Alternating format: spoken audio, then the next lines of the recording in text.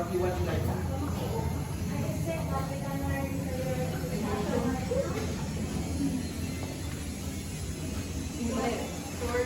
Continue. I expect that we can learn mathematics right now, and we hope that we can overcome. Thank you. So please give a hand for me. So, as what you can see, you use your brain to analyze, right? You think for you to answer something that is given to you. Am I right? Yes. So, now our topic will engage you, that we will teach you what is the cognitive and metacognitive all about. Are you all okay? Are we going to start now? Yes. Okay. These are the factors regarding cognitive and metacognitive. Let's start with the brain-based learning. Please, everyone read. Brain-based learning refers to teaching strategies and practices that are grounded in the understanding of how the brain naturally learns and processes information. It implements strategies such as active learning, multi-sensory activities, spaced repetition, and creating an environment that encourages emotional and cognitive growth. So brain-based learning is the application of neuroscience principles to education and to enhance learners' learning experiences. So, for example, in a classroom setting, there is the teacher allows the student to watch documentaries and educational videos. So instead of relying or reading to her or his textbook. So from that, the learners learn and gather information from that specific video. And also the learners engage their various areas of brain such as the auditory, the visual, and the motor. So from that, it helps the learners to retain information, to gather information, and to create ideas on their own. And in short, the brain-based learning is the process. It is how the brain normally processes information. So, can you read about the learning will be positively influenced? Okay, everyone. Learning will be positively influenced by an environment where people feel relaxed and calm, according to relaxed alertness. As a result, learning is suppressed when the brain perceives tiredness or threat. To achieve high-level and quality learning, a safe environment should be provided for people. A relaxed state involves accepting risk at appropriate levels and feeling secure about it. So, in one of my co-reporters want to discuss about that or insights?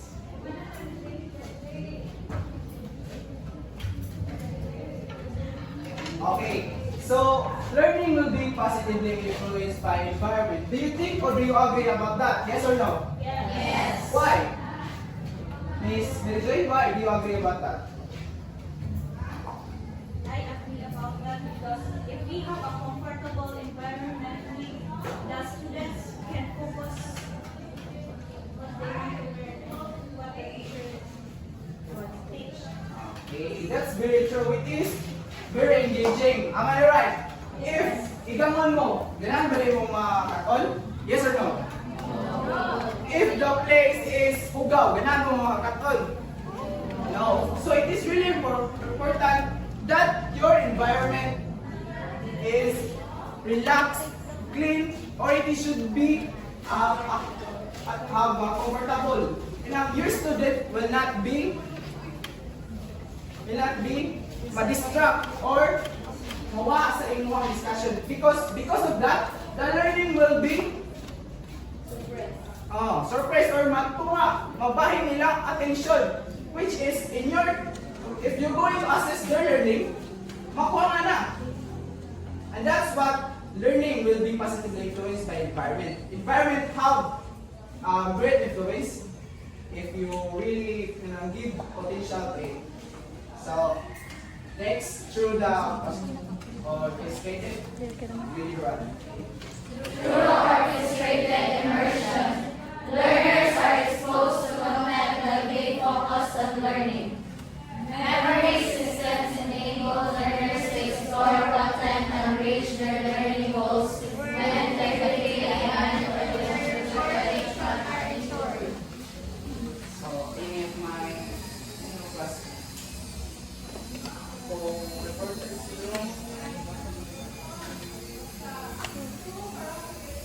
speak your ideas. Because if you're just gonna think of that, that's gonna, that is part of cognitive. You're going to think cognitive. It's about thoughts about your brain. So, go on.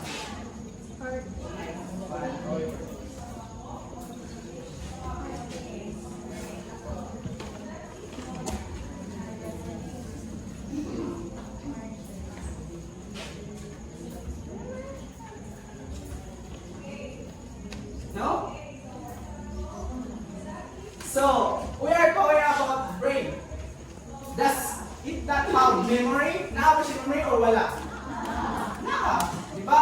So, memory system enable learners to explore content. When you say explore, may explore na. Explore the content and reach their learning goals. Which is, if you have let's say, you are discussing. So, if that student retain or those discussion that you discuss to them will be put in their memory, they will get or they can explore. No? Magtuon sila. Am I not right? Yes or no?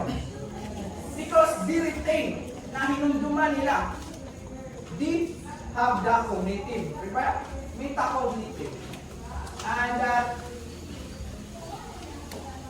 learning goals, integrity, and intercorrelation are ensured. Now, ensured na, which is it can be remembered.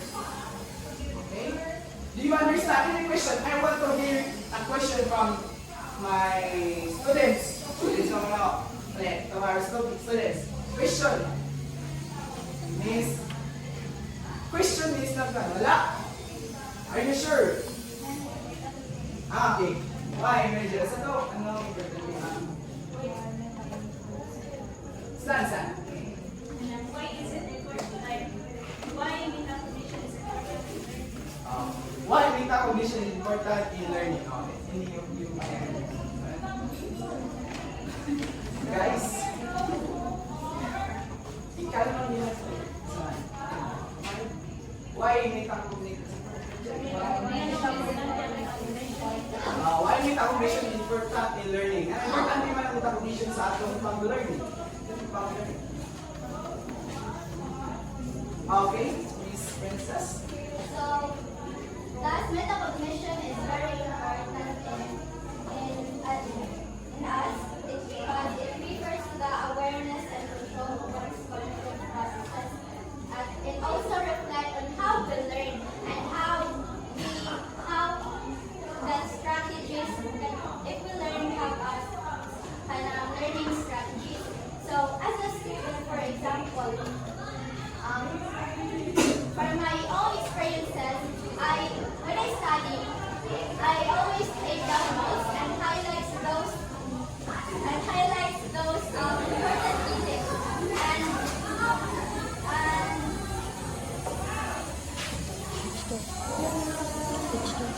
Metacognition involves our brain. Also, so metacognition is very important for us to as a student because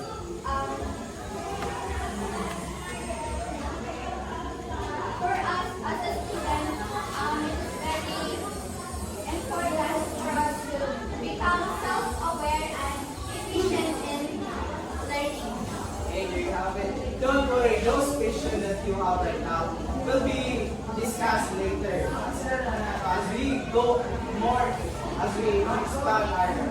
So let's continue to the importance of to emphasize that learning is a brain. Okay, everyone? It is important to emphasize that the learning brain is also an active brain. Together with learners, teachers should carry out an intentional and conscious study to ensure that learners integrate and internalize information in meaningful and conceptual ways. So any of my co-workers is important? So discuss.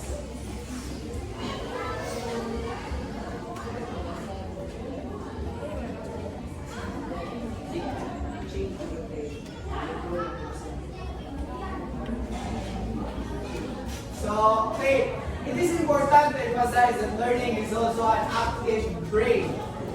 Because, do you think that every moment in your life, one mo mag-learn? Di ba? In every life, every day, you learn. No, as we know that learning is not an ending process. And that is what it is need to be emphasized. The learning brain is also an active brain, which is every day our brain is active. We learn in everything, which is together with the learners, teachers should carry an intentional and conscious study. When you say conscious study, your student will be aware on your discussion. Di kayo, yung discussion about now, layo lang kayo ilang kwan, okay? Because they are not aware on what you are going to discuss. I mean, that's right. So it needs to be conscious and ensure that learners integrate and internalize information meaningfully. So like, malatag mo nila o mga activity or you're going to relate a situation into a real life situation which they can relate. Am I right? For it to be meaningful, not meaningful sila. Ano naman sila? Ano nila? And they will learn easily because of that. So, we have the left brain here and the right brain. So, please everyone lift the read the left brain on the right side. Right side of the body control. Number skills, math, scientific skills, written language, spoken language, objectivity, analytical, logic, and reasoning. So, sa ato ang mga left brain ko, no, naa siya nakabuta ang number skills. When you see number skills, gusto mo na? Math, sa pagkuhan.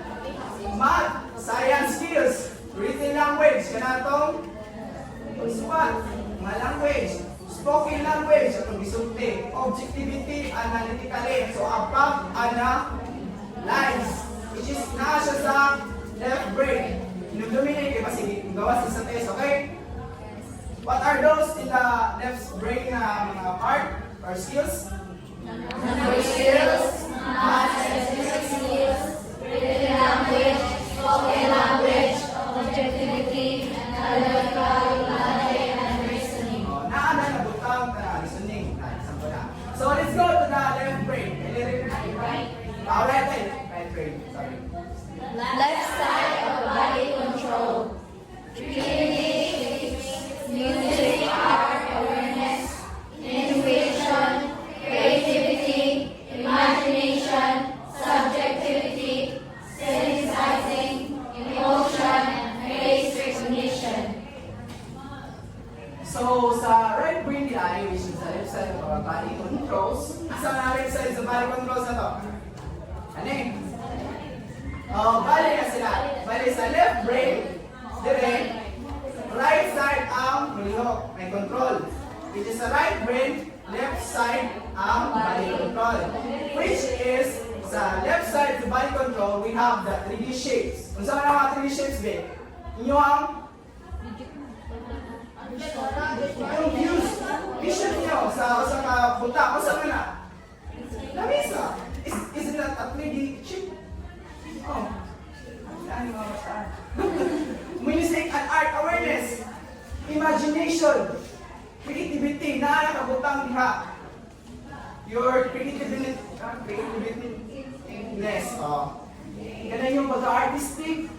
pagka-imagine nyo, kanala yung magdamgong, mag-imagine mo na natin mong crush. Which left break is maoy, nagkuha na, for control. So, again, what are the sa left side or the right brain? 3D shape, awareness, Intuition, creativity, imagination, subjectivity, synthesizing, emotion, and base recognition. Okay.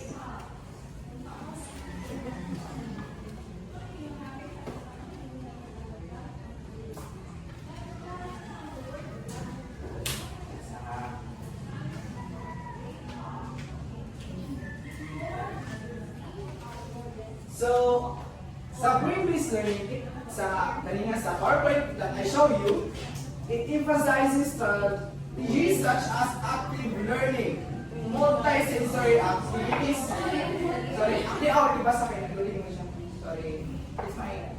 So, again, it emphasizes strategies such as active learning, multi-sensory activities, spaced repetition, And creating an environment that encourages emotional and Emotional and balik-balik cognitive growth. So, ito man, and based on this.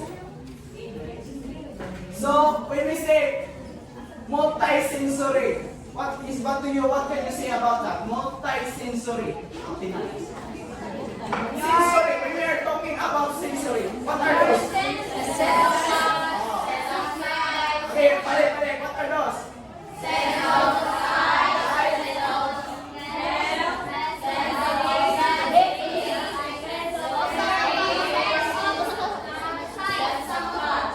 Okay, what is the topic? Ay, tulog. My friend. That's sensory motor. What are the five sensory motor? Sensory. Senses alright. Sense lah. What are the five sense? Let me know. One example. Sense of hearing, sense of touch, sense of taste. Smell and eyesight.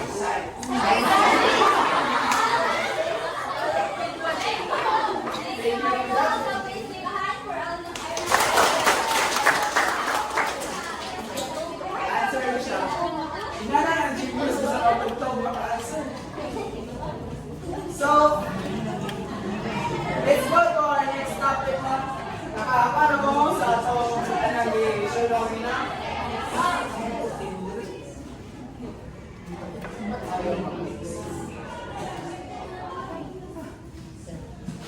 Dada. Basta, the male and female brain. Male and female brains differ in structure and function, which can influence learning, behavior, and cognition. Differences may contribute to varying learning styles and preferences, though individual variation is greater than gender-based differences. Male and female brains are often considered different because of biological and hormonal differences that can influence how people think, learn, and process information. While individual variation is large, some general trends have been observed in research. These differences can affect learning, but it's important to note that both male and female brains are capable of learning and performing similarly across many areas. Understanding these differences can help teachers tailor strategies to meet the needs of most students. So, did you get the point of this one? Or any add-ons? Ano na yung questions niya? Okay, start niya. This is a girl.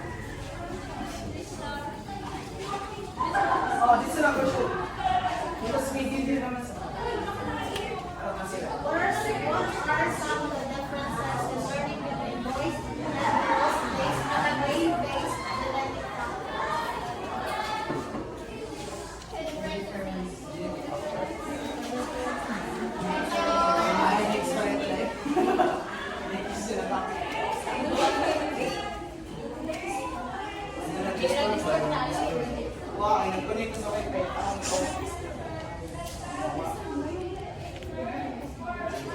So, wala yun sa mga common.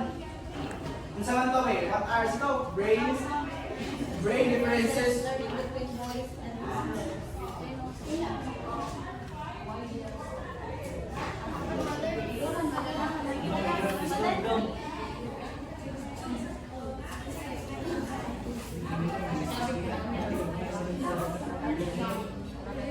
Sige. Because your section right now, we will go into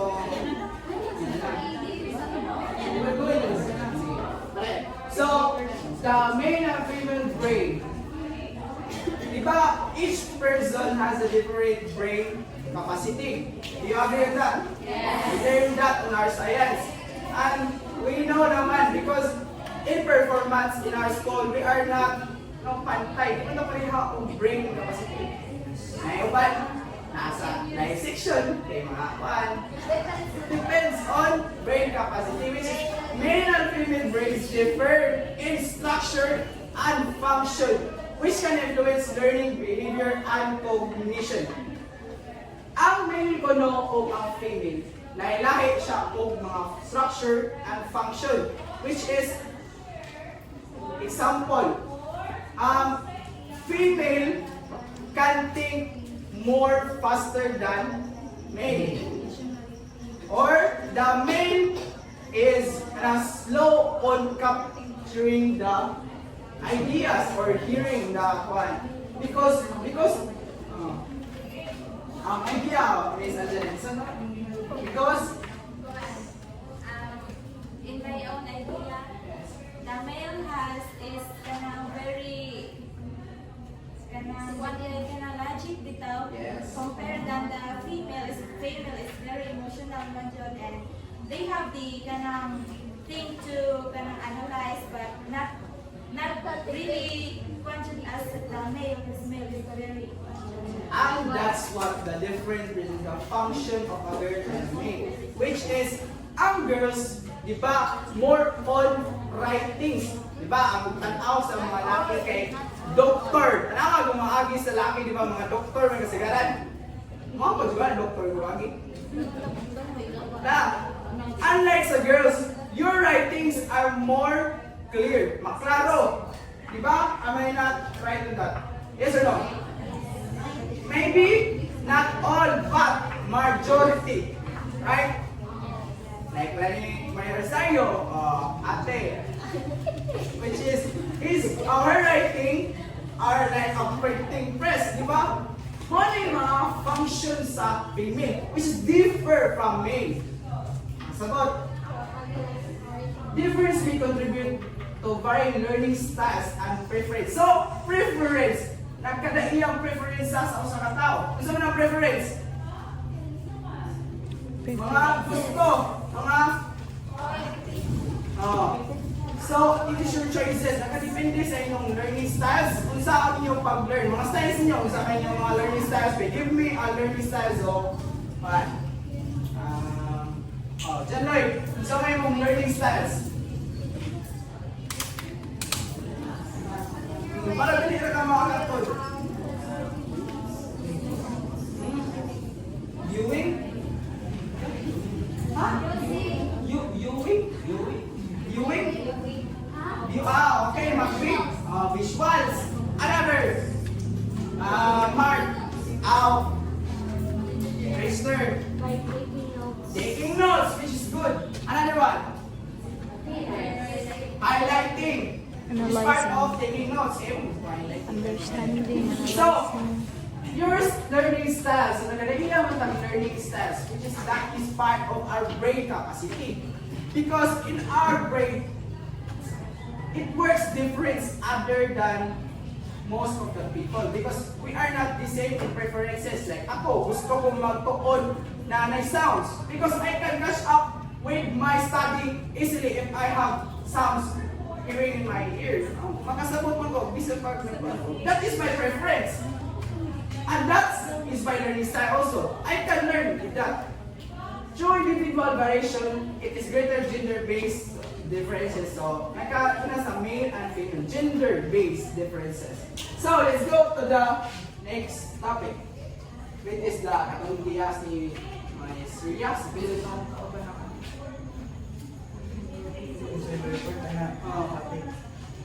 Isa to ikatulo.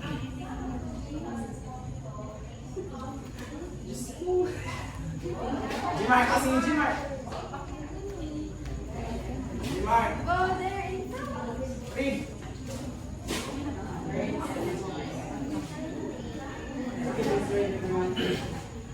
Genetic differences in male and female brains are largely influenced by sex chromosomes.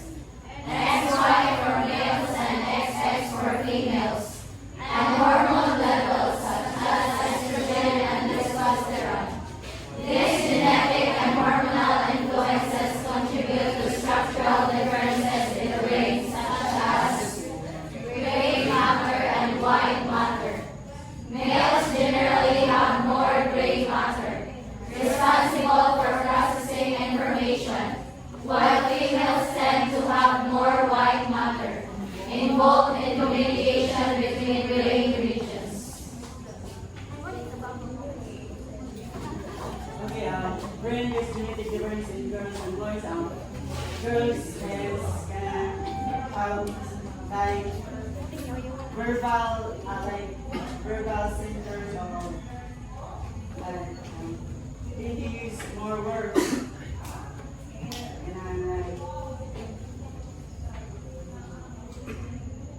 And then men have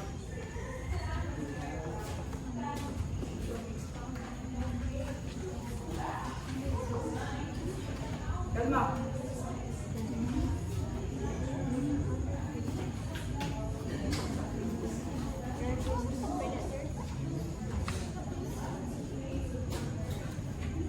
Wala.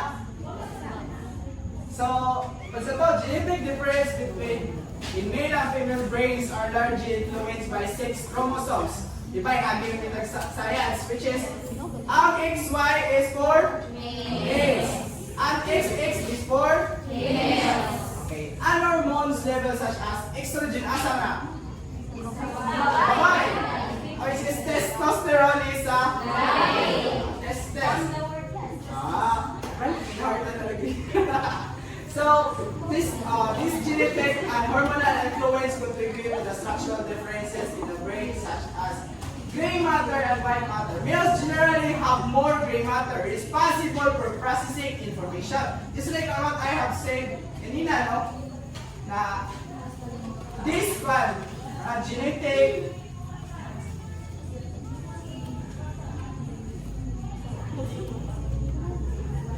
generally matter lagi, which is genetic part of the brain, na responsible for processing information. So, genetic, kanang mga panganak, ano daw ini genes, mga genes, sa laki o sa baji, which is sa laki, of the gray matter, which is responsible for processing information. And, responsible sa process to those learnings that we get outside. So it is responsible, as what he said, responsible for processing information. Unlike sa female, tend to have more white matters. So sa laki is gray. Sa baji, white matter. Involves sa communication between brain regions. So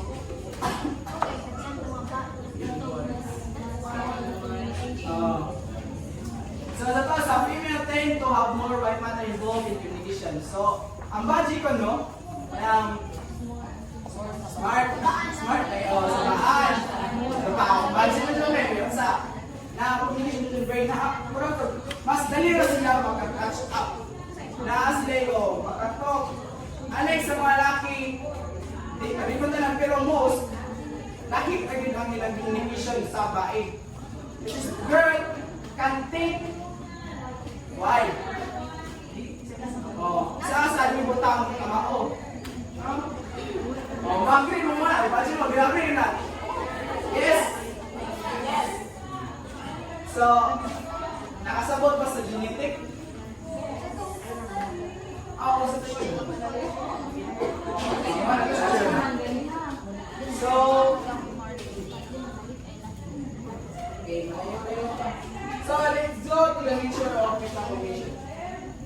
Don't worry, napa may second day. Tarang na lang tawa ng parang maklakang ba ng next day. Next day. Sige, wala, basahan ko. Nature cognition refers to thinking about thinking. The awareness and control over one's cognitive process. It involves understanding how you learn, planning how to approach a learning task, monitoring your progress, and adjusting strategies when necessary.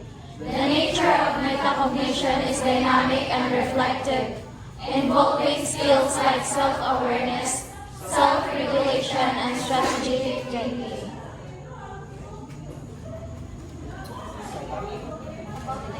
The nature of metacognition, it is the awareness and control of one's thought processes, and it allows individuals to plan, monitor,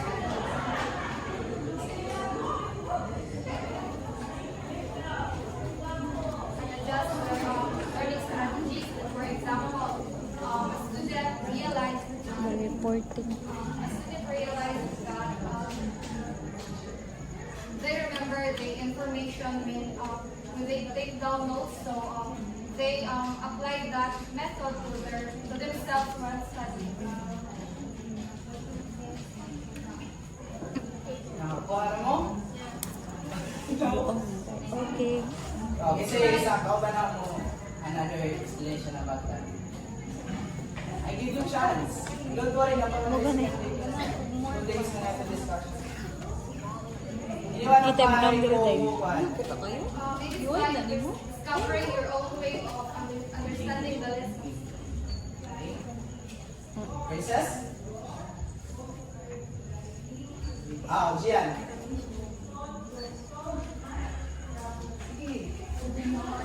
So, nature of metacognition. So, metacognition refers to thinking about thinking. It's like the process of thinking about one's own thinking. About one's own thinking. It is also the ability to monitor, control, and reflect on and how we learn. How we learn. And it is also helps us to understand and improve the way we learn by being conscious of thinking processes.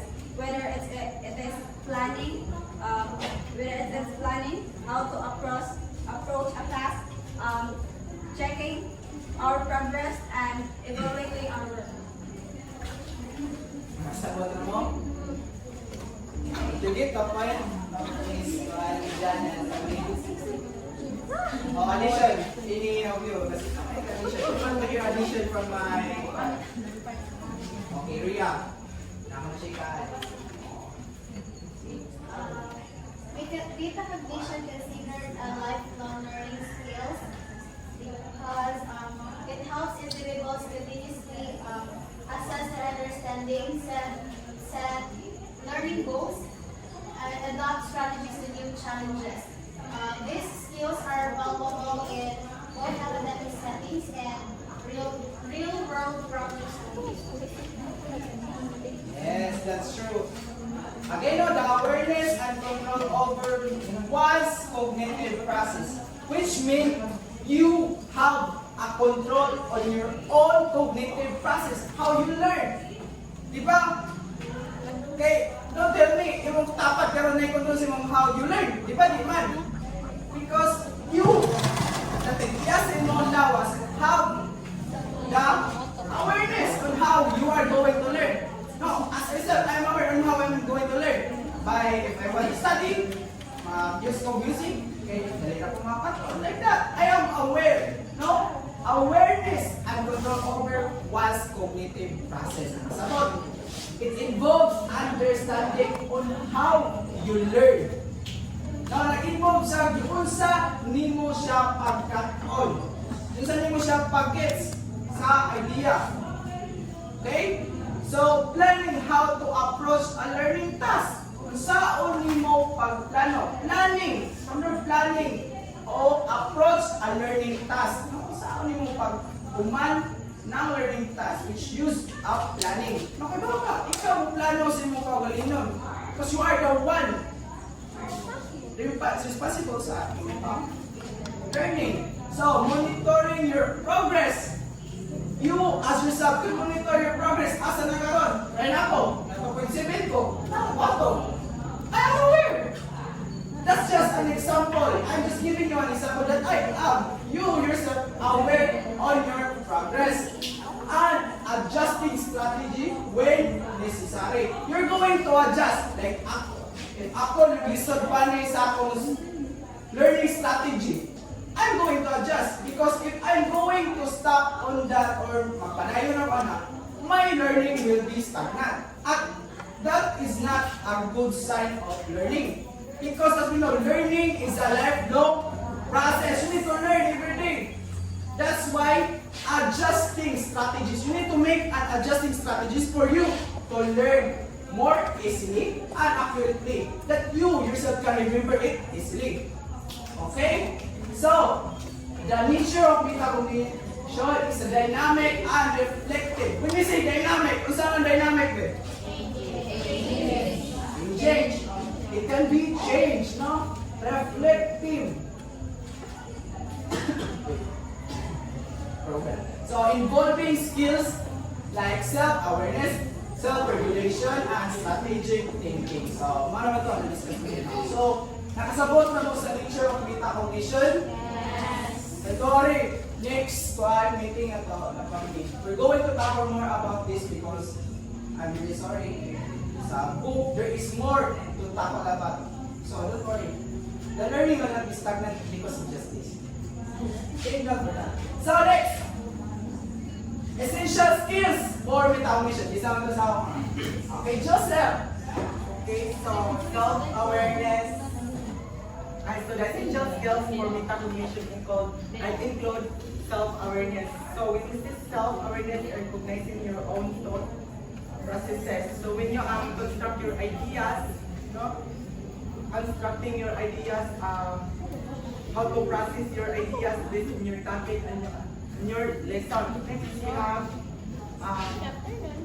strengths and areas of difficulty.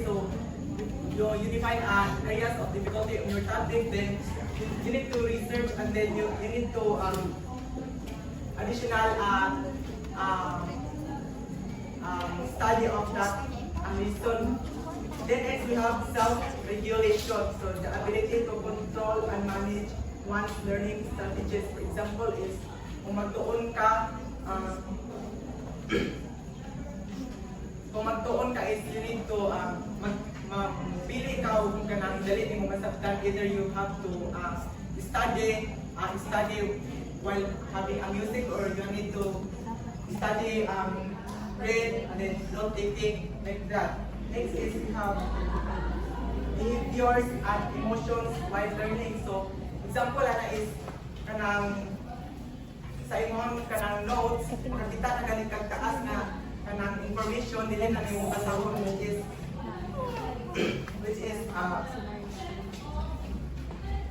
na dili na ka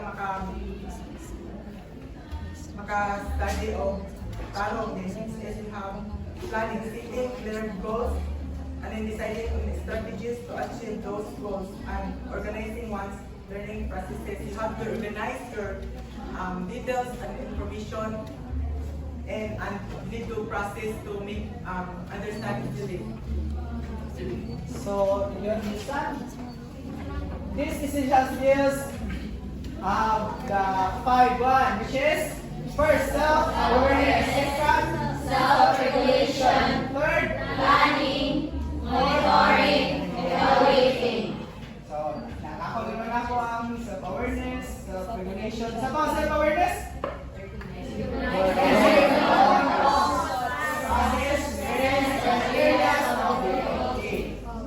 Self-regulation.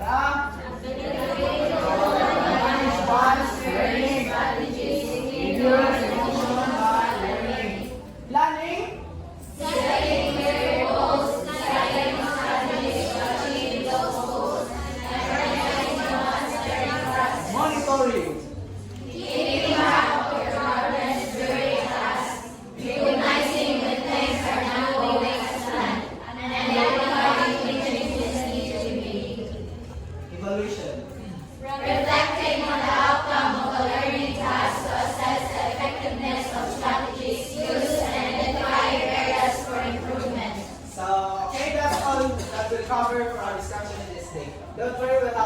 discussion next one. We are going to have a test. Naipasa nyo next day, next meeting na to. So, kami now, for your activity. Assignment, so, activity. Kami now.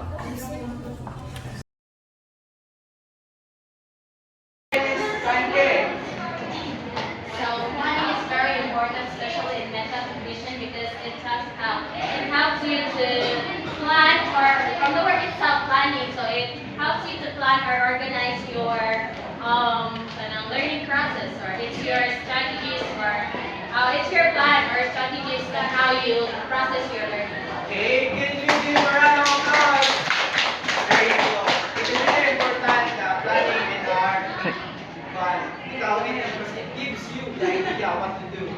So, I guess you all really listened to our discussion last previous meeting. And now we will continue for our discussion. We will go to the 5 business strength of brain-based industry. Because on our past discussion, it is not been talked more deeply, so that with my co-instructor, Ms.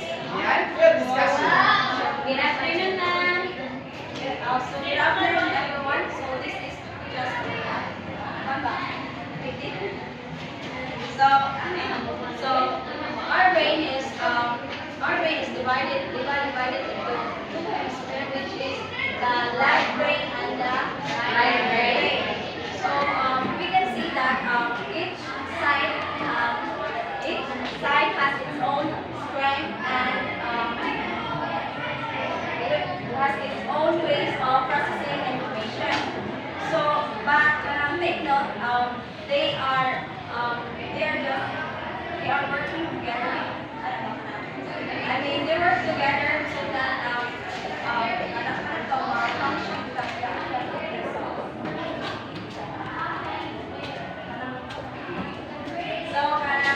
so the left brain is often seen as the more logical and organized side for its with so sa left brain daw ay mas kumawin siya o language o math. Nakafocus siya sa reading, writing, and calculation. So, kung may yung calculation na dito ang problem solving. So, problem solving is approaches problems in step-by-step analytical way. And then, di mo din kisad mawala ang details and planning. So, details and planning focuses on specific and likes to structure things in an orderly way. And then, also single tasking. Like, ang braining mo, dili bitaw siya mag-work if sobra-sobra ang task imong gamiton o yung buhaton like mga daghang dito ang literal niya is only one task. Lagi one task. So, the left brain works ma-work imong brain, mas mag-focus imong brain if one task at a time na imong gamiton. So, left brain is ideal for tasks that need precision, structure, and order like studying, organizing, and planning. So, people often call it logical thinking or logic and thinking because it's closely linked to language, reasoning, and practical decision making. And then let's proceed sa right brain. So, the right brain is more creative and intuitive. So, sa right brain kay mas dito siya sa visual mas like.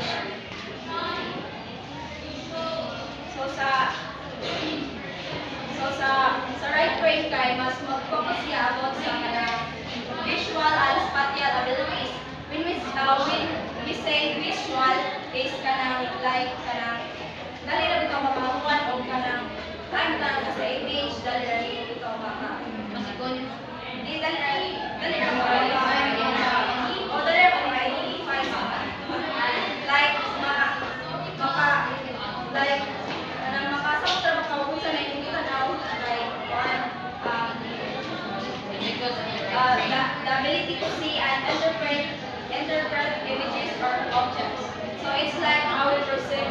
how we perceive the world around us, like noticing things like color, shape, like makita ka ng color ako ko na ba? So sa spatial ability yun kay spatial ability is ability to understand how objects are positioned or connected to each other in space. For example, like kanang tao makita ka lamisa, makita ka lamisa niya, yan na yung mga kapag nagpupot. So, ibaw na ako sa mga to, imo na i-arrange mo na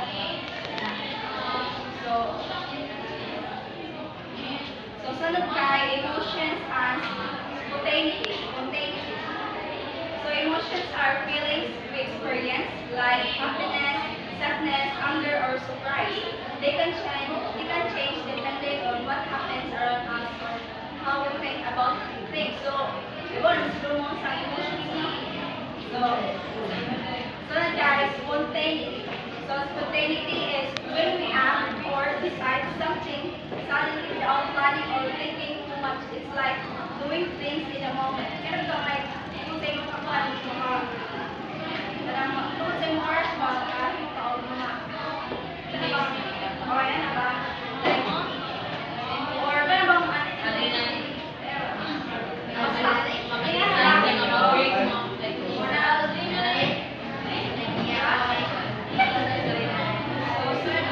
big picture thinking. Big picture thinking is the ability to look at the whole situation or idea, not just small details. It means focusing on the overall goal or purpose, seeing how different parts connect, and understanding how actions now might affect the future. Like kanang kita murag, kanang imo jud kanang sakton ba aron kanang imo jud sakton kayo kanang magluna jud kayo kung kayo ba niyo sa Marisol ba like that.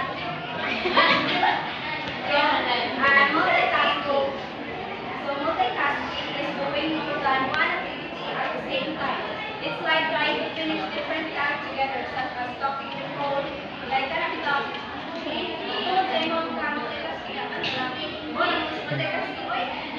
Like mag-cellphone ka, like katawag.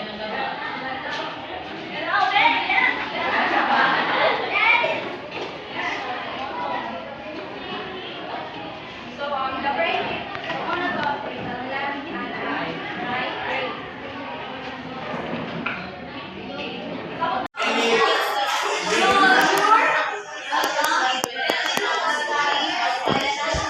Okay, 1, 2, 3, go.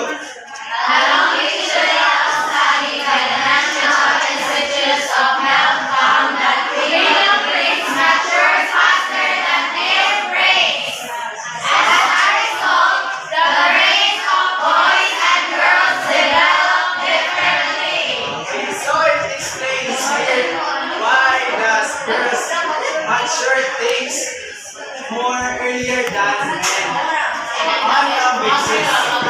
So do you agree on that? Of course. So let's continue to our next page. Emotion. No, quality, sorry. Don't worry, we will read it na lang. So, the female brain experience 15% more than both. So female brains are more than knowledge and able decision and staying calm. Like, mas one ang brain sa ang blood flow sa aking baba mas okay, blood? No! Blood flow ba? The current.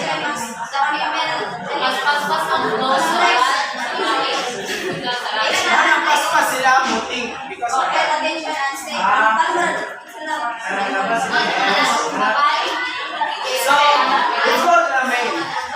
Males have more critical area devoted to special mechanical functioning and have much verbal emotive functioning. So, it explains that the men have more on mechanical thinking. Now, more on working sila. Work. So,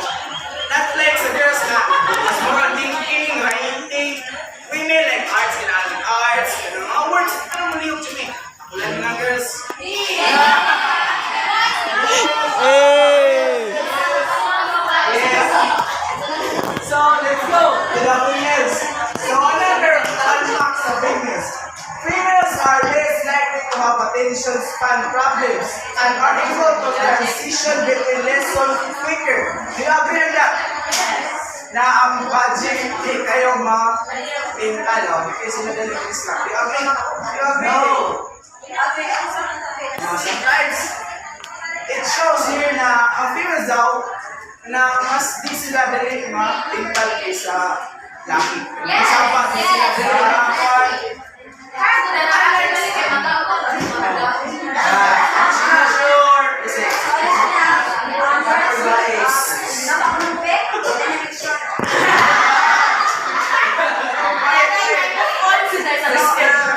The girls usually have fewer problems with attention as they switch between tasks for sleep. Fewer attention. Fewer problems with attention and they switch between tasks for sleep. Wala maka-multitasking mo kaysa sa laki. Okay? Inuha ka ng attention, makon-focus niya sa ato ang task. Kaysa sa laki na, sa dish, na yung mga taga-trabaho. So, the males use more primitive areas of brain, while the girls use more of the advanced cerebral cortex area while doing the same task. So, mas makaluma daw ang boys kaysa more advanced na kayo yung technique kumpara sa mga way sa mga bato like sa like naay ka na specific word and boys nahiraw mo ang pagtanawa na more lang ang gusto simple kaya wala silang puti but girls think more kaya mas creatively kaya daw mas complex style na mga words kaya read ko ano kami just simple simple as accurate as it is. Let's go. Females' brain have stronger neural connectors that create better listening skills, stronger memory storage, and more developed discrimination among the tones of voice. So, hindi mo kayo o tones. Voice.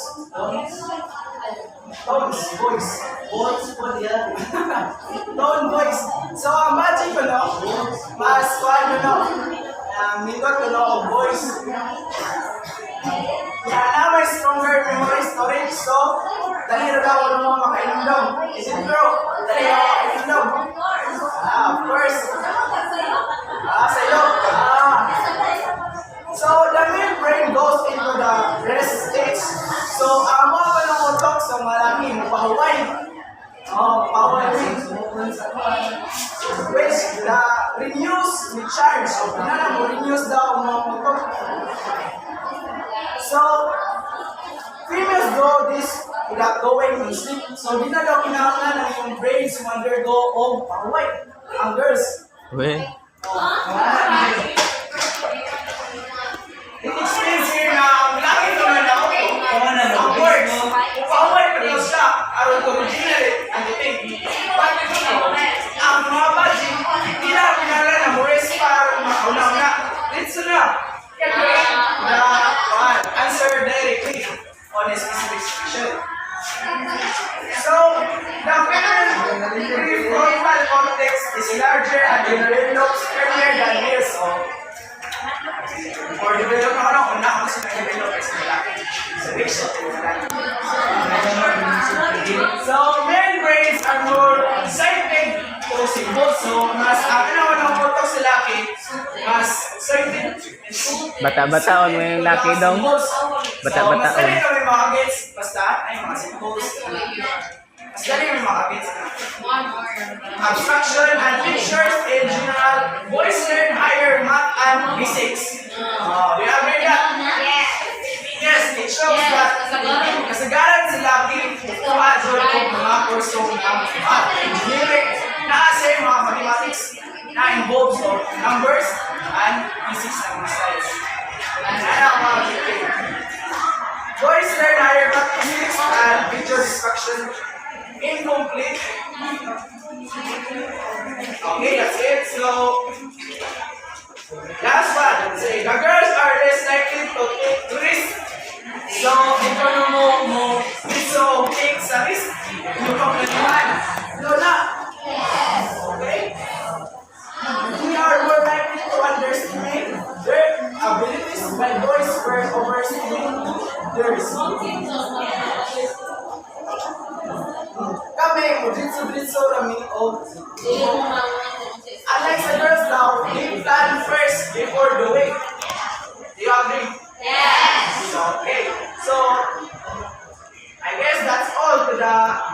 brain-based genetic difference of girls and boys. Let's go for our next topic that will be discussed by just a minute. Ay, sorry, dapat eh. Okay, parang na-discuss namin na ito way back discussion. So let's move on. So, metacognition.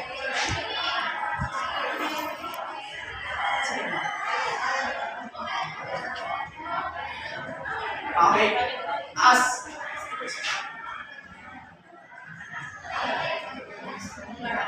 ay, sorry.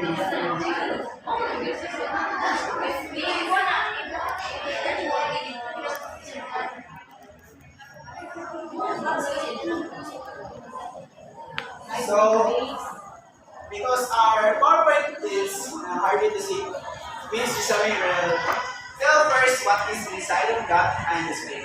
So,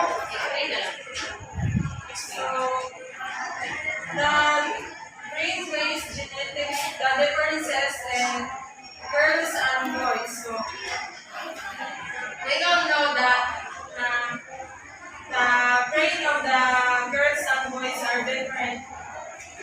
And the girls are more on historical,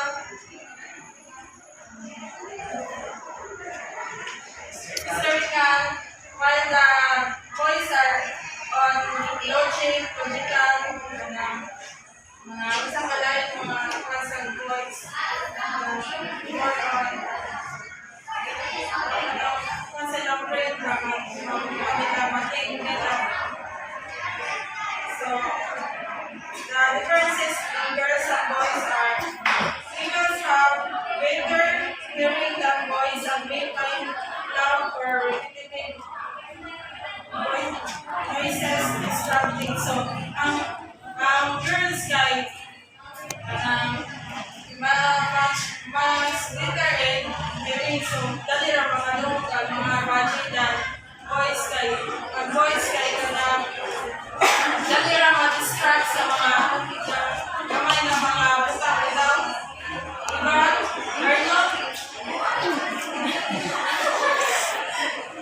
And then next is girls can explain and describe their feelings. Yes, we are it's basically mga girls that if our crush is coming mo konti mo delicate or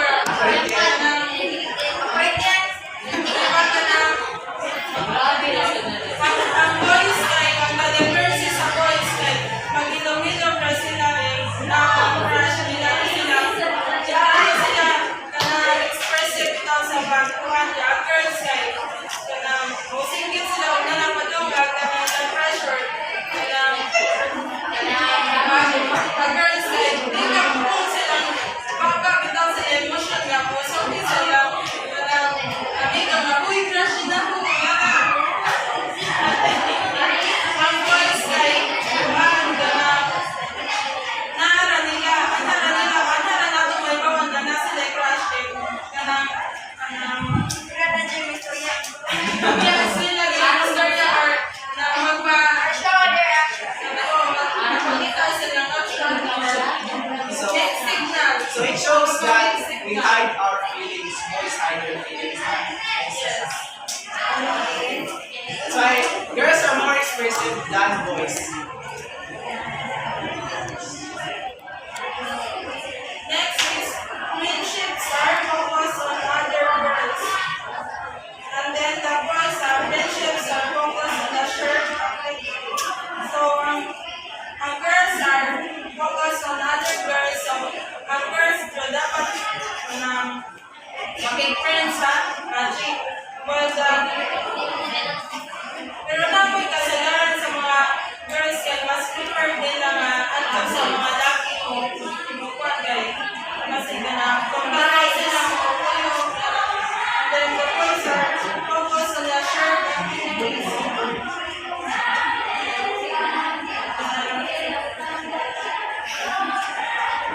Conversation is central to a friendship. So, mga tabihan man yung mga girls. So,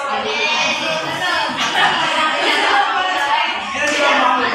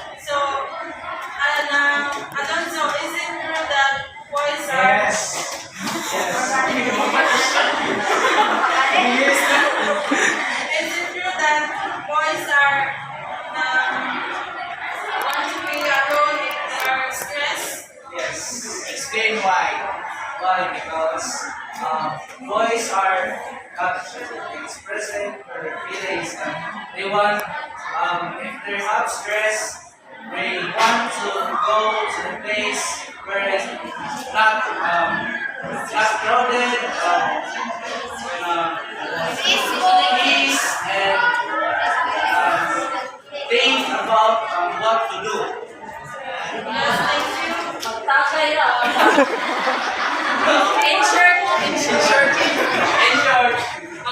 Girl, there are also men who are not like that. But majority. There are males na their comfort zones or their friends.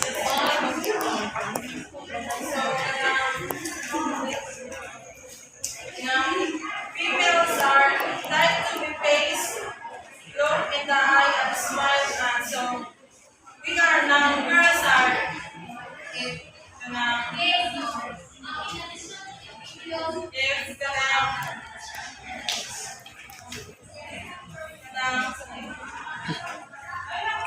we are like to face to face and eyes to eyes without the kay more feel na to nga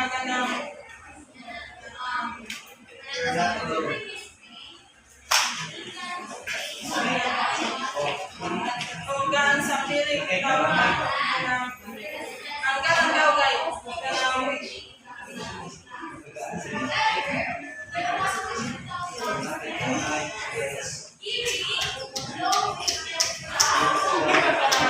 we know that the people that we talk or encounter are true to us because they are looking or they are listening to us because they are looking in our eyes or smile at us or facing. For example, we talk to our friends that they look at you certainly or they listen at you. We will find that they are listening very well and they are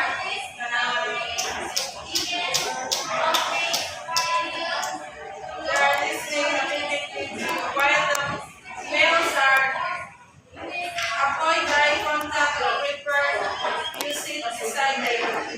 So,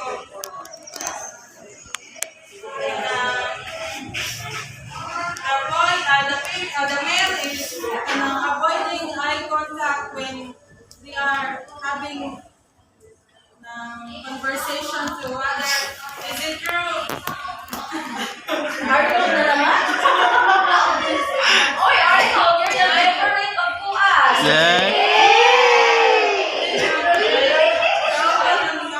Kanina pa siya eh.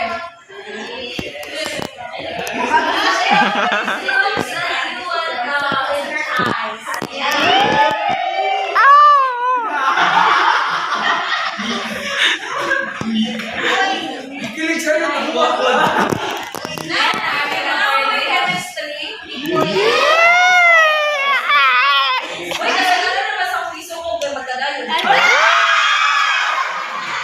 Wala, patay ba? Biyaan ng isa.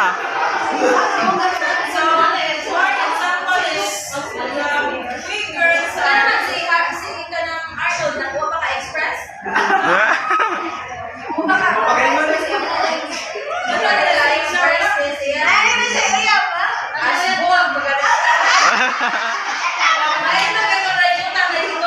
Ay.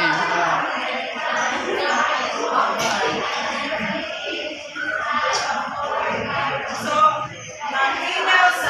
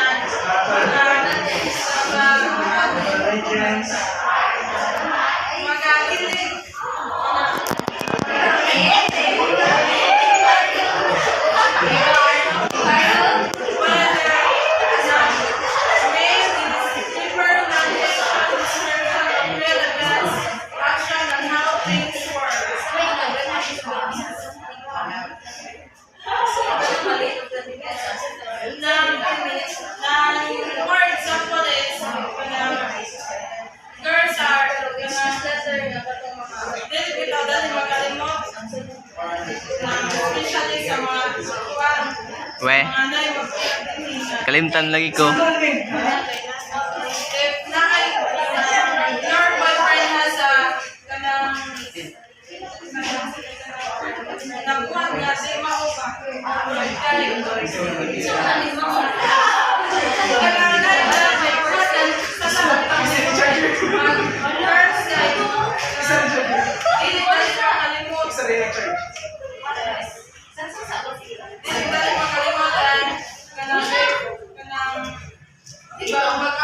Balik-balik mo man siya sa nakuha.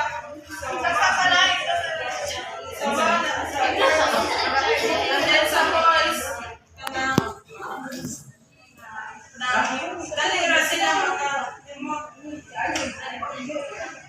In English lagi.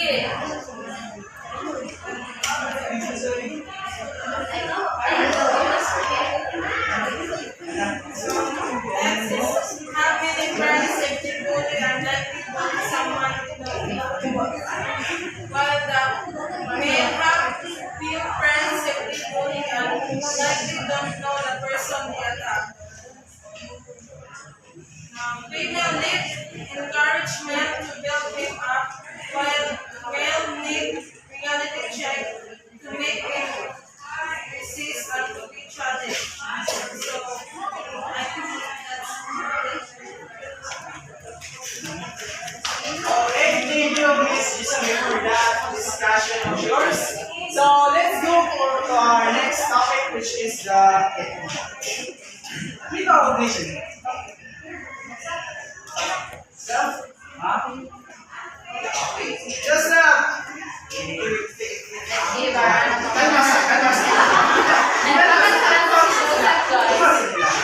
ready with okay. Please raise your ears. Another instructor. Okay, so when we say metacognition, the metacognition can be described as thinking about thinking. So when we say thinking, it is based on kung sa yung na is English. It is described that based on what is your thinking about, that is the limit to the of course. Next is not just a quick cognitive performance is regulated by metacognition, a system for understanding and controlling one's own behavior. So when you say behavior, it is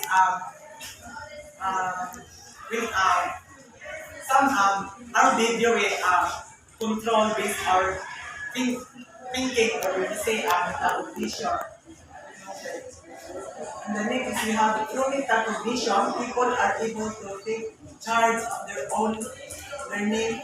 In order to achieve this, teacher must be aware of how their students learn, evaluate their learners' needs, develop strategies to meet these needs, and implement these strategies.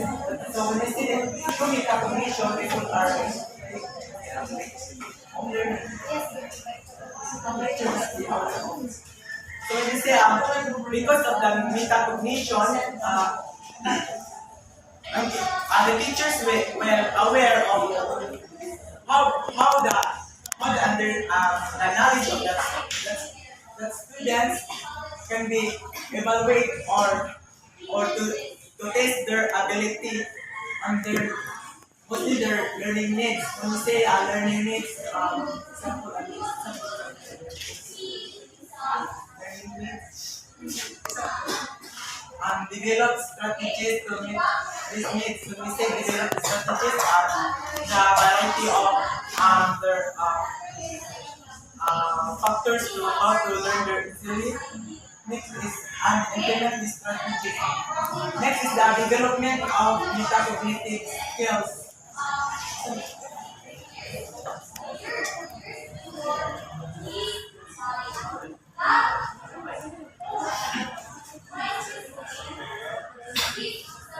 Often leads to an increase in self-confidence and motivating oneself.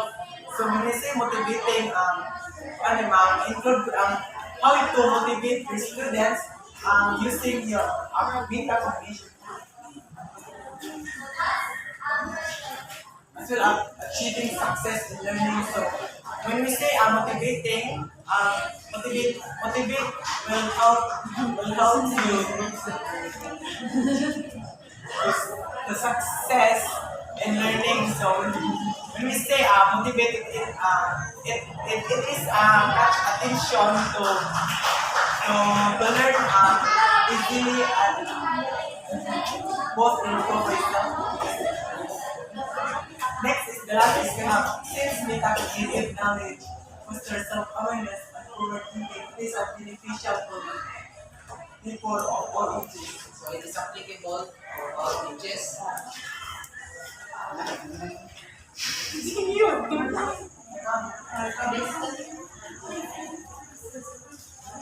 So, discuss now. So, again, so in metacognition, it is often said that metacognition can be described as thinking about thinking. What can you explain about thinking? Right? Thinking about thinking. For you, what is thinking about thinking? Thinking about thinking.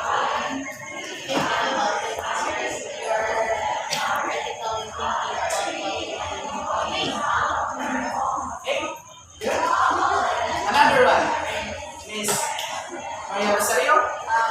For me, thinking about thinking is about being aware of our own thinking. So, we are also aware of our self-progress and the way we live. Good point. So, thinking about thinking, you just say that you don't stop thinking. If you think of a plan, that will not just stop on there. If that plan is initiated, you need to think another or possible ways for you to come up. Because if that plan will fail, you think we have a plan B if you don't think furthermore. That's why thinking about thinking. You think of what you think. Did you get the point? Okay. So let's go to just a quick definition. Cognitive performance is regulated by metacognition, a system for understanding and controlling one's own behavior. So, metacognition, is cognitive is regulated by metacognition, which is metacognition is like a system in our mind that controls our behavior. So, in other side, so metacognition is a system that is the one that controls our own behavior. Give me an example of behavior. Elisa, give me an example of a behavior of a person. Right, child.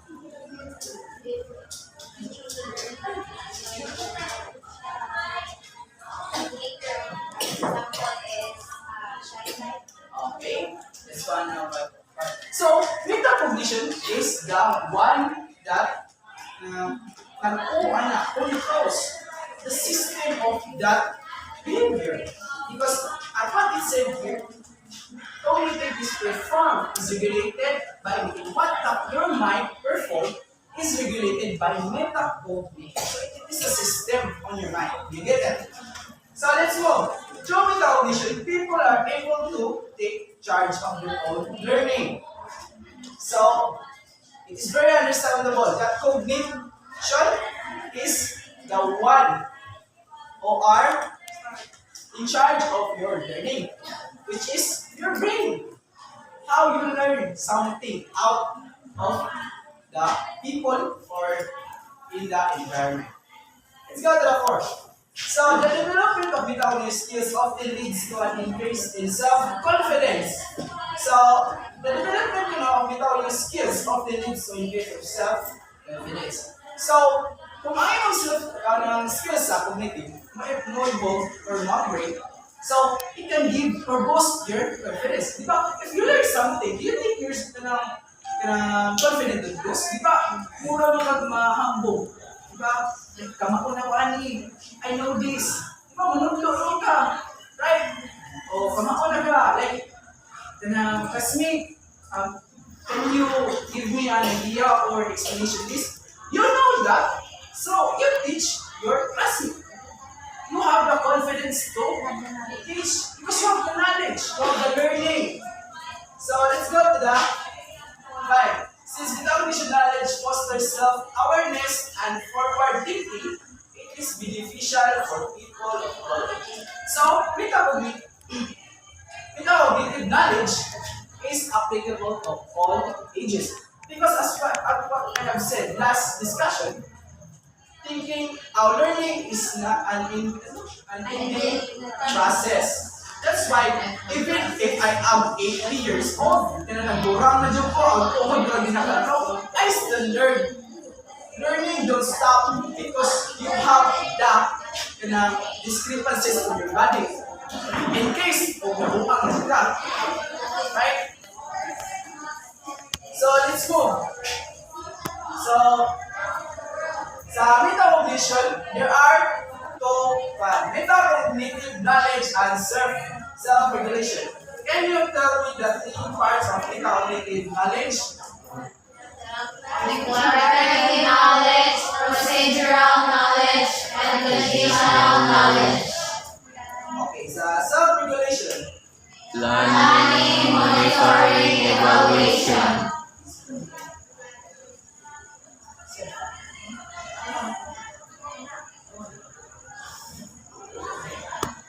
So, in self-regulation, when you say self-regulation, what do you think about that? Miss A? Self-regulation, from the word self-regulation.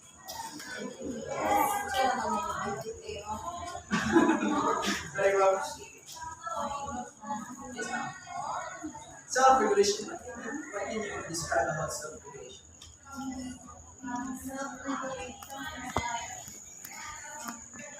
You are monitoring your own knowledge or your brain process of thinking.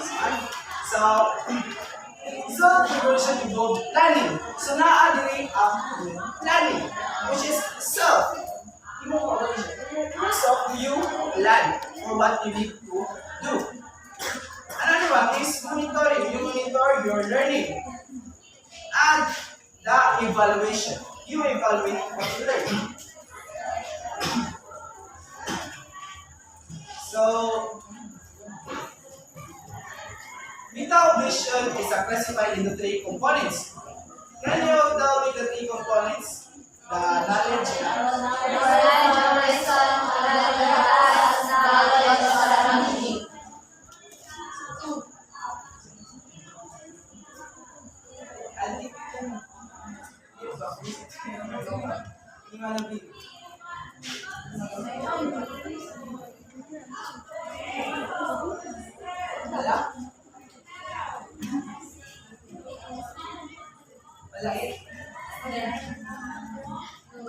No? So, can we read the definition about knowledge of a person? Variables.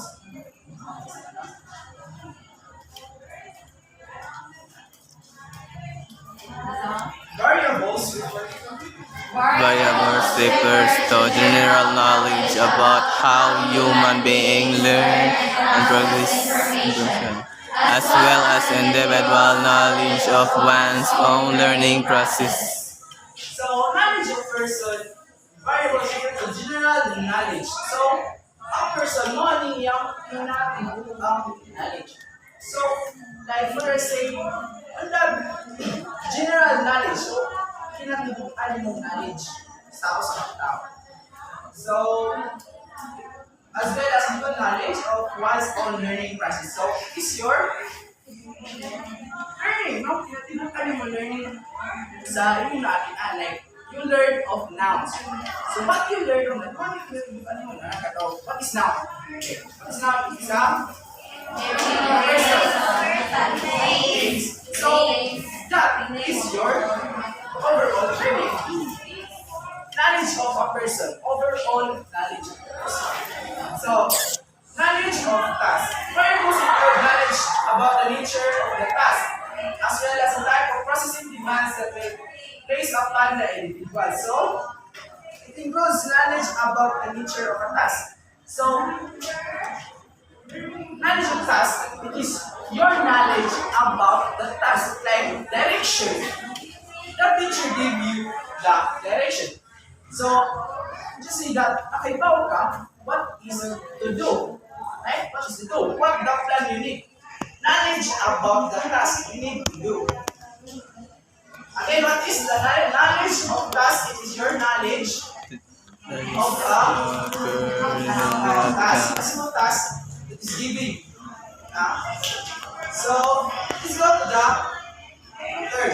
Knowledge of strategy. When we say strategy, what can you think about strategy? Anjanette? So knowledge of strategies for me is you have the knowledge on how your strategy is how you plan your, for example,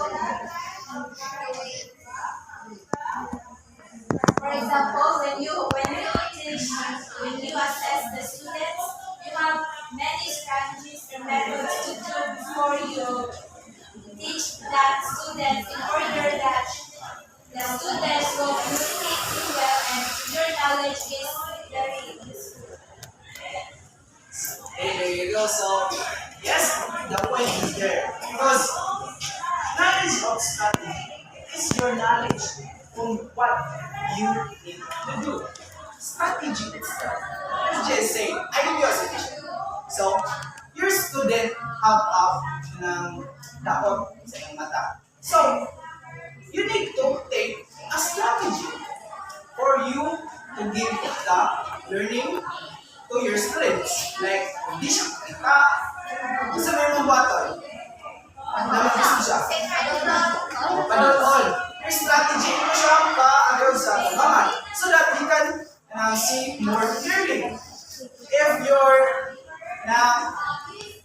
give me another situation that the strategy of a teacher is being implemented. Niyang ilo?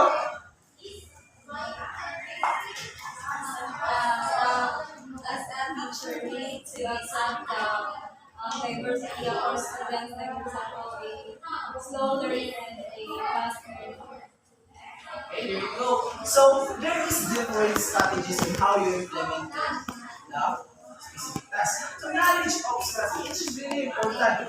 Only you as a teacher to know what you need to do. Because if you don't know what you need to do, because you're just knowledge of strategy.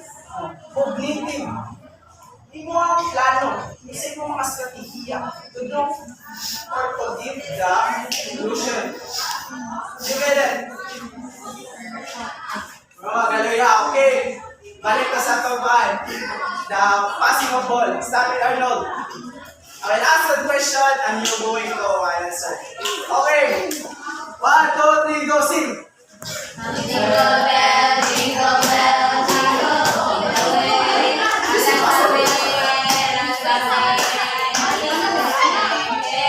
Jingle bell, jingle bell, jingle all the way. All the time is right, my heart's open, say, hey, stop. Sing kasama to. Kasama to yun. Charmaine? Duwan, sige. Maria Rosario. Isa na. Charmaine? Okay, Charmaine. Stand up.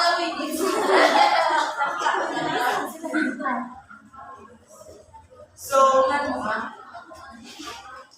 knowledge of strategy.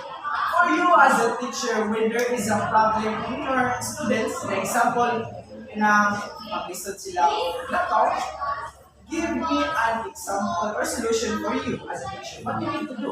A strategy. Laptop or type ang inyong kanang role na graph kita kayo. Stare na style. Give me a solution as a teacher.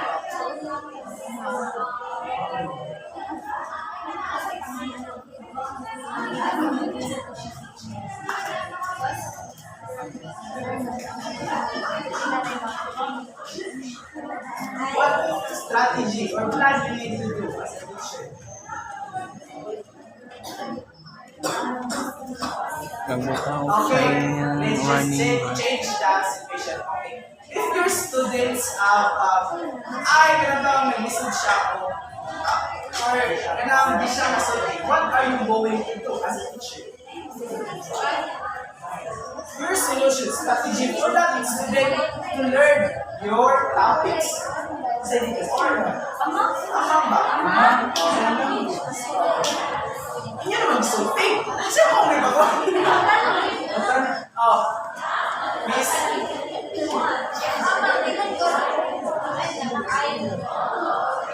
Just specify the line.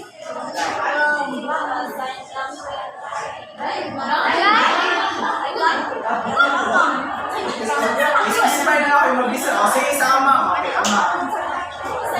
Sign language. What if you don't know how to use sign language? If you have that one, sign language.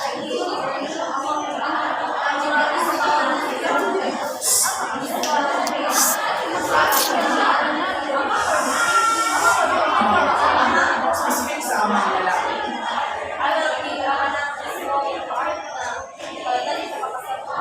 So you change or generate up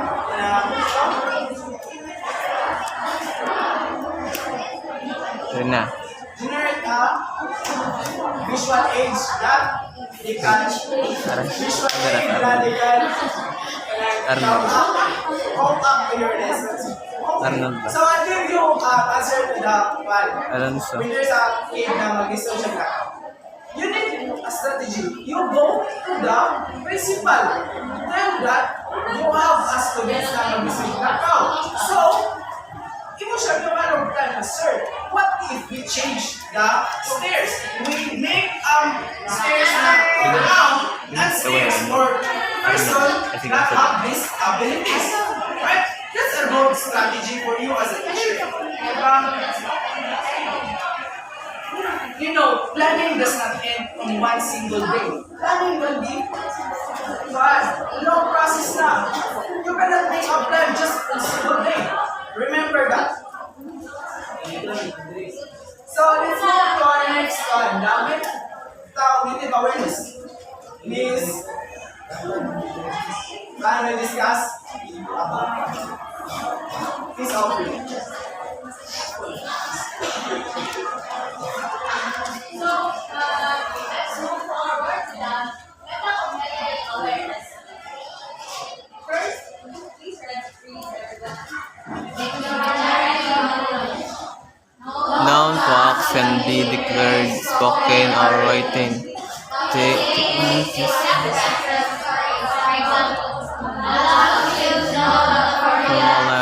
Calculate momentum. Declarative knowledge is also known as the verbal or the factual information. It is a knowledge, a type of knowledge that is that describes the fact or information, and it is the basis for understanding the concepts, the ideas, the relationships, and the categories. So, declarative knowledge is often referred to as that knowing that something is true as opposed to knowing how to do something. Example of declarative knowledge is the earth is round.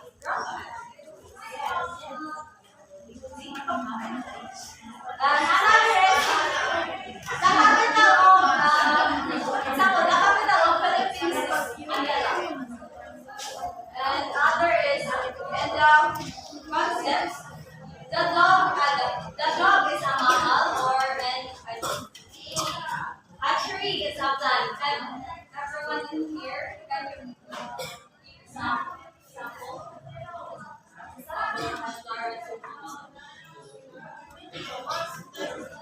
That is the declarative knowledge is the facts or giving information.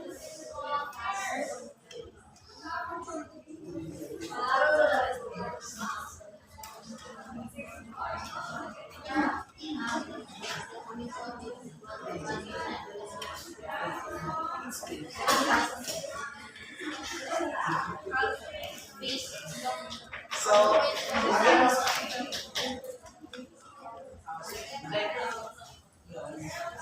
Participate moderated. Orange is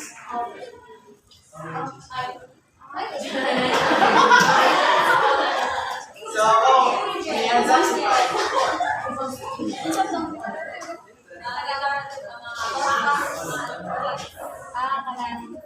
Antarctica is the largest desert.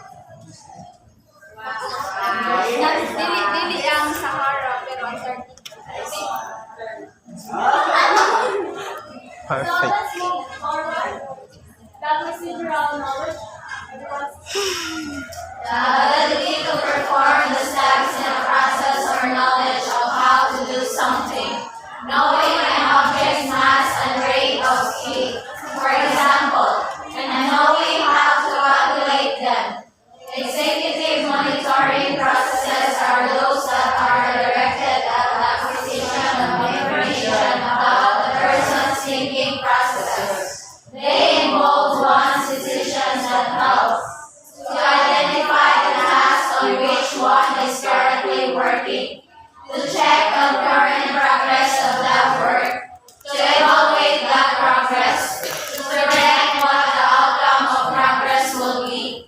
Executive regulation processes are those that are directed to the regulation of the course of one's own thinking. This involves one's decisions that help to allocate his or her resources to the current task, to determine the order of steps to be taken to complete the task, to set the intensity, the speed at which one should work the task. So procedural knowledge is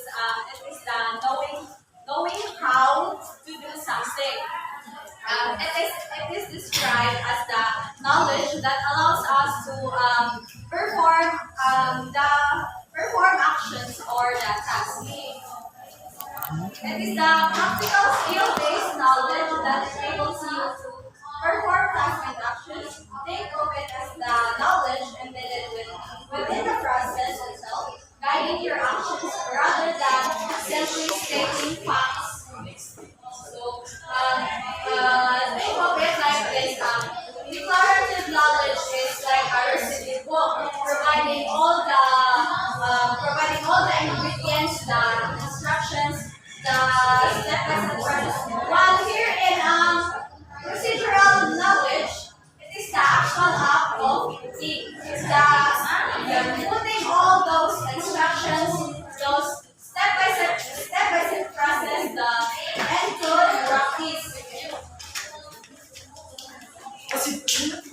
So, example of this is like when you are riding a bike. When you are riding a bike, you know how to balance a bike, you know how to pedal, and but you can explain it in words.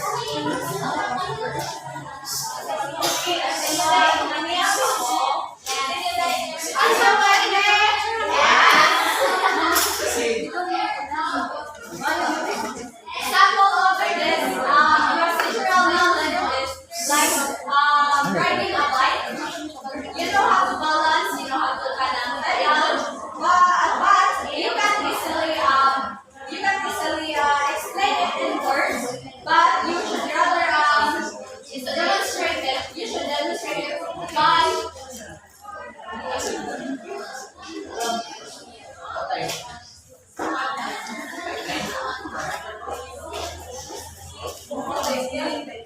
let's move forward.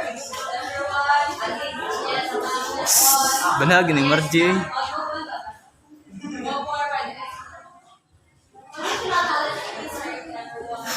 obtaining knowledge applies to use a particular procedure, skill, or Strategy and when to right procedures work and when and why some are better than others.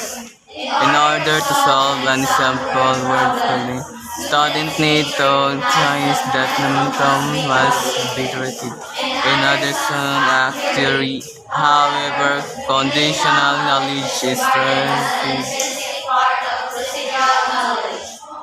which is presented by condition action rules. Conditional knowledge is also known as knowing when. It is a type of knowledge that involves understanding the conditions under which other knowledge applies. It is about recognizing the context and making judgments based on specific situations. So, conditional knowledge provides the judgment and decision-making ability to determine when and how to use the other type of knowledge. Example of this conditional knowledge is when you are in using the language, you know the meaning, the meaning of words, but you also know how to use them differently. Example in formal settings and casual conversations. So, mind you that declarative knowledge is knowing that something is true. The procedural knowledge is knowing how to do something. And the conditional knowledge is knowing when to apply other knowledge. The metacognition cognitive skills. Task analysis, planning, Metacognition skills are the task analysis, planning, monitoring, checking or reflection, recapitulation, reflection. Here in planning involves the following. First is to identify the task on which one is currently working. Then consciously identify what you already know. Then consider your personal resources. Example of this is the textbook, the access to a library, access to a computer workstation, and or a quiet study area. Then consider a task requirements. Determine how your performance will be evaluated and consider your motivational level. Next is the planning. The planning estimates the time required to complete the task. The plan is study time and our schedule is set priorities. Organize materials, and lastly is the shape the necessary steps to learn by using strategies like outlining, mnemonic, diagramming, and etc.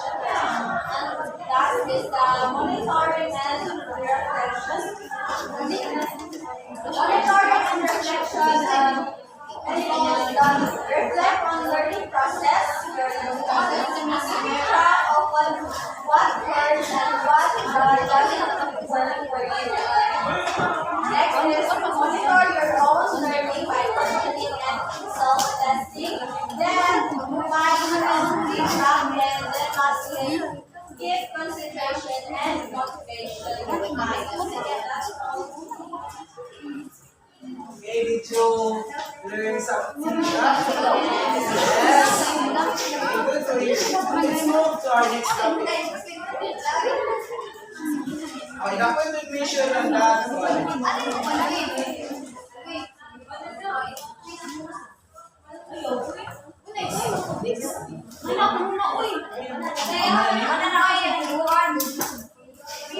So evaluation, let's go to the evaluation. It's be tackled by our very own handsome Jim Marco. Wow. So, okay, you're everyone. Okay, good afternoon. Evaluation. Evaluation, this means is reviewing or double checking one's work to see if it's aligned with correct way or right. And then And next is recapitulation. Recapitulation.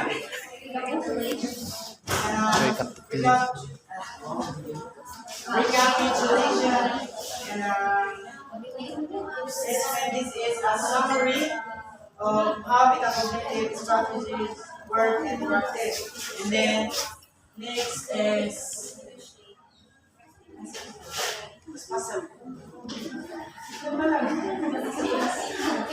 kanang please read guide. Mabasa mo sa kanang learners with good. Learners with good metacognitive skills can monitor and evaluate their learning processes. When learning metacognitive skills, learners usually go through steps such as planning, monitoring, evaluating, and revising. Okay, what's the rate of itong three regulation? Itong planning.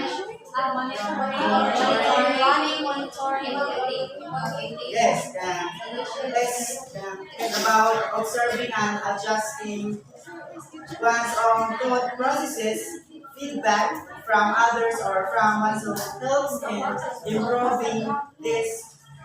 And motivation is key here. It makes metacognition effective. For example, I am studying for the exam. And then, for exam, then my goal is to understand and remember the key concept. Then, so dito si katong planning. Once may nasa planning katong plan is identify your goals and then select your strategies. And then, so may example sa strategies. Anjanette, what is your strategies?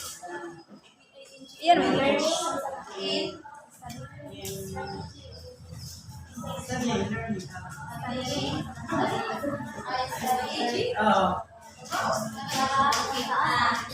My strategy in studying is taking the notes or one for me is reading familiarize or mga key points or keywords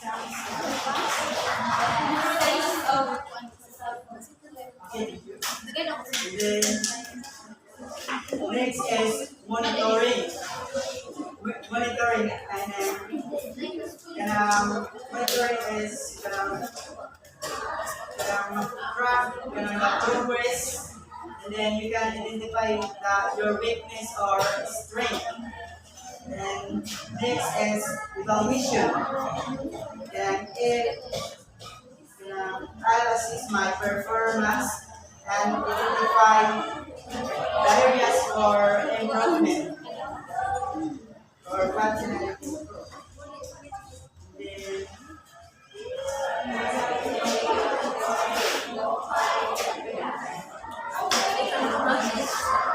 Asa na ka, ma'am?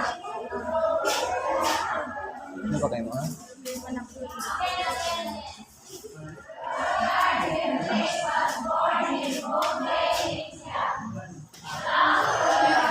Naman din kay gunting nga repeat sa kita ko repeat eh.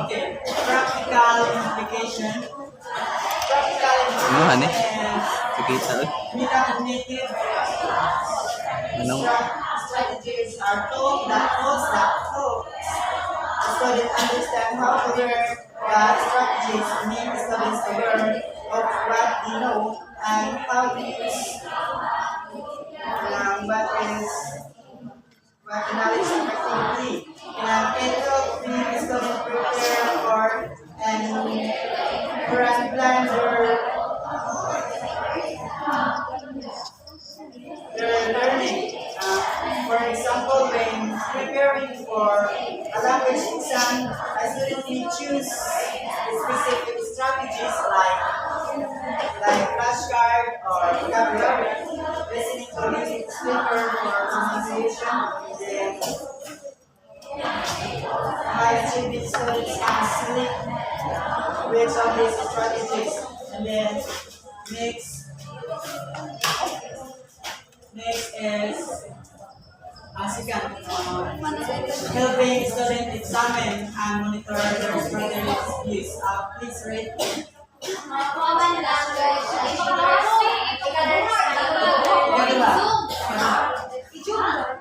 Zoom. What Zoom? Okay. Metacognition involves. Metacognition involves choosing and applying a strategy for a specific purpose in a given context.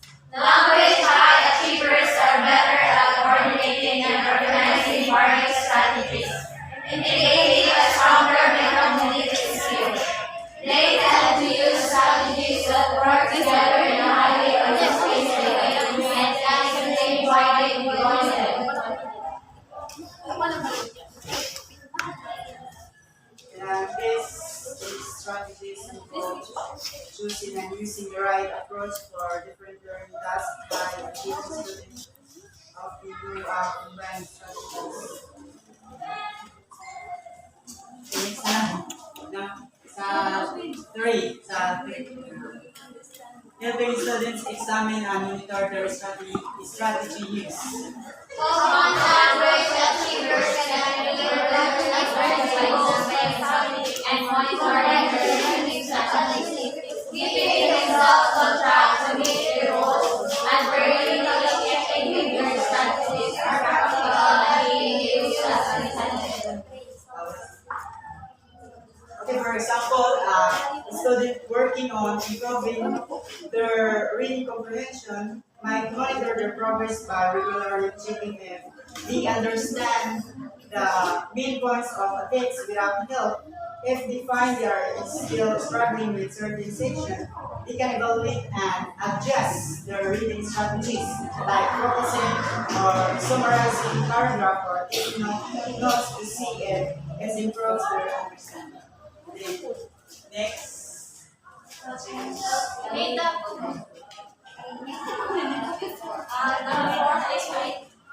Metacognition can help language achievers take charge of others and stimulate their potential, leading them to believe they can handle their Studies studies in different So, places. metacognitive strategies empower students to take control of their own learning. So, metacognitive strategies can also help the it is also helpful for the students for them to